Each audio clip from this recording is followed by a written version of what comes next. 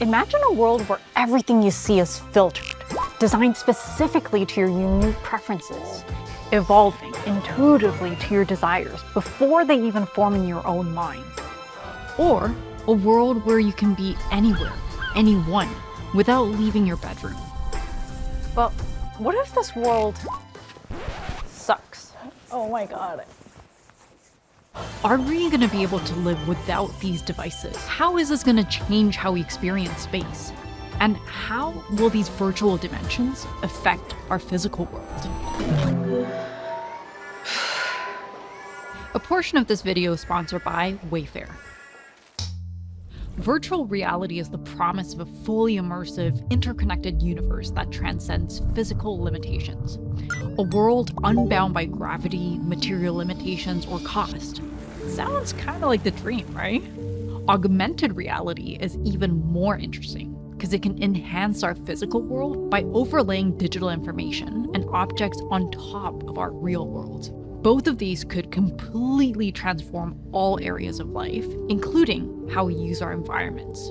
Now, we can all be in the same space but have a completely subjective experience of that space. But why does all of this still feel so far from reality?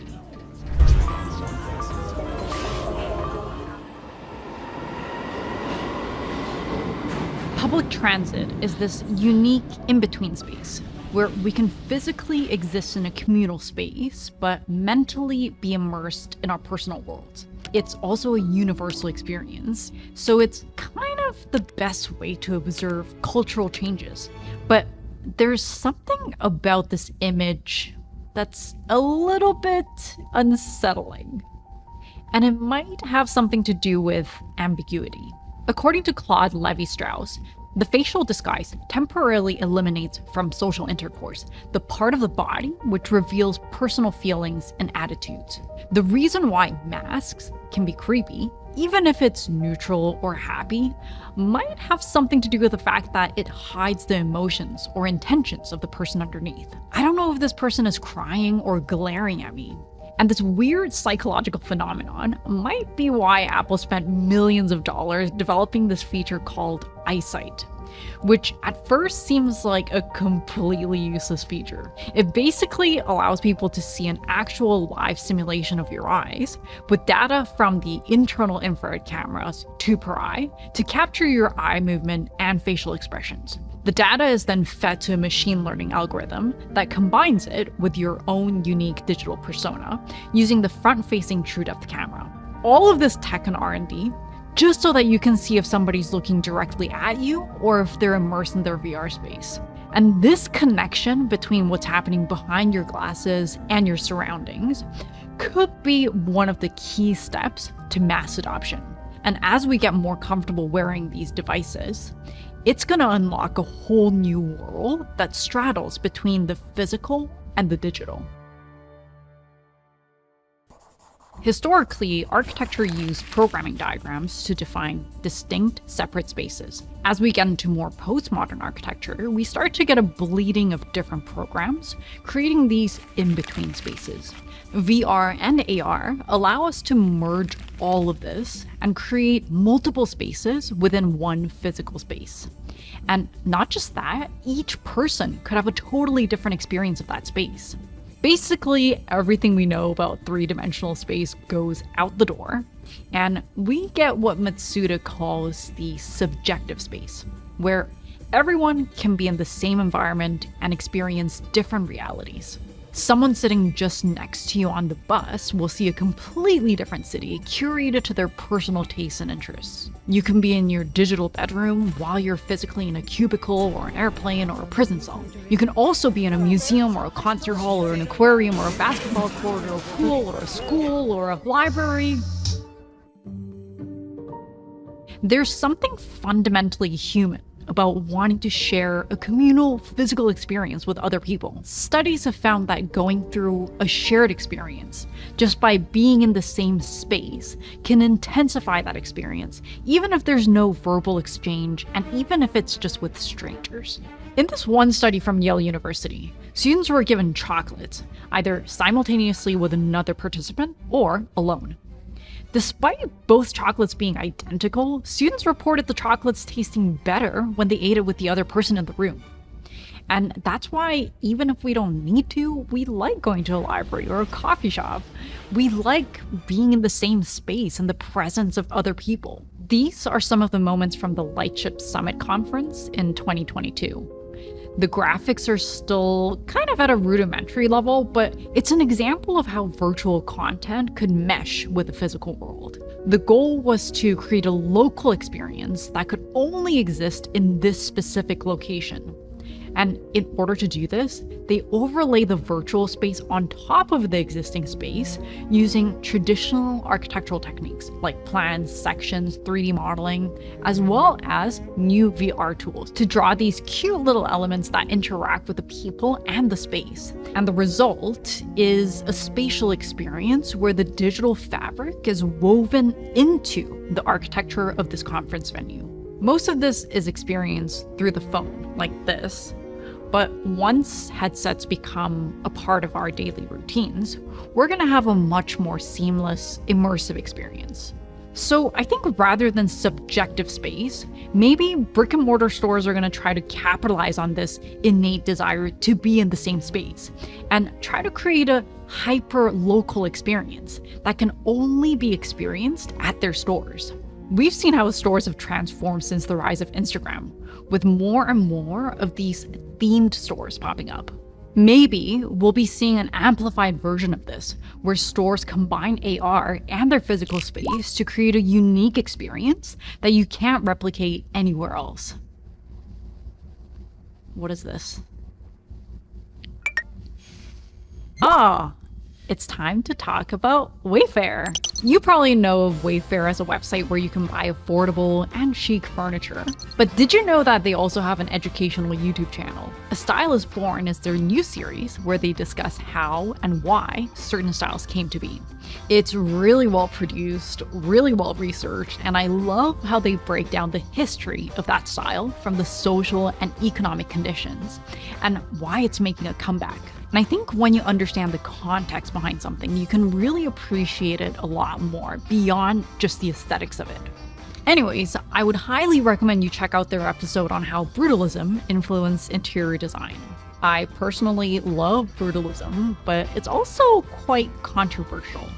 People either love it or hate it. But what's certain is that it's spread all over the world and became a trend in itself. So yeah, check it out and go and subscribe to their channel. I'll include the link in the description. But what happens when we leave the public realm and into our homes? The design of homes can be one of the best ways to observe the changes in culture or lifestyle. It went from this to this to this, as the TVs went from this to this to this. In fact, TV has been the focal point of our living rooms for decades. We orient things around the TV because it's not just entertainment. As weird as it is, it's kind of a passive bonding experience. But what if, and this is a huge what if, TVs become obsolete? Imagine your homes without TVs. Everyone plugs into their own entertainment, or if you want to have a shared viewing experience, plug into a device that syncs all of your movies. We might lay things out specifically for talking or hanging out. Maybe we can bring back conversation pits, which could even be covered when it's not being used, giving you even more space for VR activities. But since this requires more floor space, we can get a rise in modular furniture that could be arranged in multiple ways. Maybe we'll start getting more of this than this. Or we could start to adopt more movable or sliding walls to adjust the space for VR use. Kaiichi Matsuda predicts that there's going to be two factions of designers, one that deals with the physical layer and the other on the digital. And since digital design can be much more cost-effective and resource-efficient than constructing physical structures, we can potentially create safer, more accessible, and more aesthetically pleasing spaces with the same budget. This could even prioritize initiatives for street beautification, which often ranks very low in budgetary considerations. Lower income communities could get the same kind of aesthetic treatment as wealthier neighborhoods. Maybe more green spaces, more architectural diversity, or streets lined with trees. But what about this experience? Being in nature has a whole lot of health benefits. And one of the reasons is because it's a very holistic, multi-sensory experience. In fact, tactile stimulation has been linked to improvements in memory and learning, spatial awareness, and even emotional connection. But most of our current world is created considering only one of the 5 senses: sight. Juhani Pallasmaa is the author of Eyes of the Skin, also one of my favorite books, and he writes, "The suppression of other sensory realms has led to an impoverishment of our environment, causing a feeling of detachment and alienation. These intangible elements are very easily neglected, especially in the face of rapid change, but these are the things that can enrich our experiences. It's hard for me to not imagine a dystopian future where trees just look like trees, but don't smell or sound or move like them. Or you step into a cabin, but you don't smell the cedar. You can't feel the grains of wood or the concrete on your skin. Maybe we won't even notice what's missing because we forgot what it feels like. Or these real tactile experiences are reserved only for certain people or certain neighborhoods. But what if, instead of creating completely new environments, it's more about filling in the gaps? I'd imagine that filling in a tree between 2 existing trees would require a lot less computational power than creating it from scratch. But it could also increase the believability of virtual objects by sitting between the real objects. Our brains also have a tendency to fill in the gaps, so it could read the virtual elements as real. It could even apply to architectural details. One of the mandates of modernism, which was a reaction to the Beaux-Arts movement, was to democratize architecture by stripping it of all of its ornaments. Because ornamentation was expensive. But let's be honest, maybe other than architects, I think most people would pick this over this. With AR, we could bring back delicate ornamentation. Maybe it could even change how we detail certain elements to be better equipped for AR. This idea of filling in the gaps, it could even happen at the macro level, at the city scale. In typical city grids, we have our front streets and our back alleys, which are usually the leftover space. Designers have attempted to design the back alleys with not a huge amount of success. But with the help of AR, maybe we can actually design and program the alleys or parking lots with very little cost, and we can actually start to use these leftover spaces. The digital divide suggests that with these new technologies, we're going to see an even bigger gap between the rich and poor. Those who can afford to will have access to more information and also a better spatial experience, where the wealthy can buy spaces with less ads and they're going to have a more comfortable and accessible AR space. But maybe with the right guidance and strategic implementation, we could actually close that gap. And we could use virtual content to increase the aesthetic standards and create environments that are beautiful and inclusive and engaging and layered all at the same time.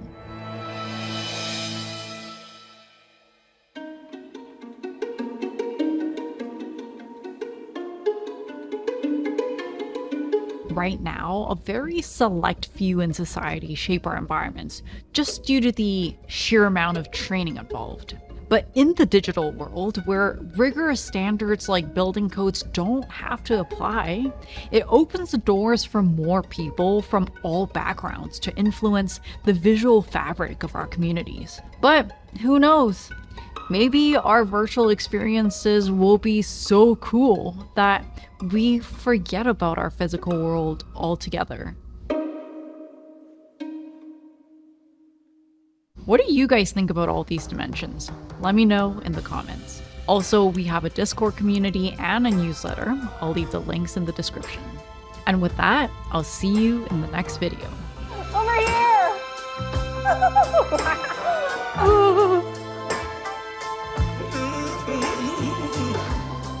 You got my attention, baby.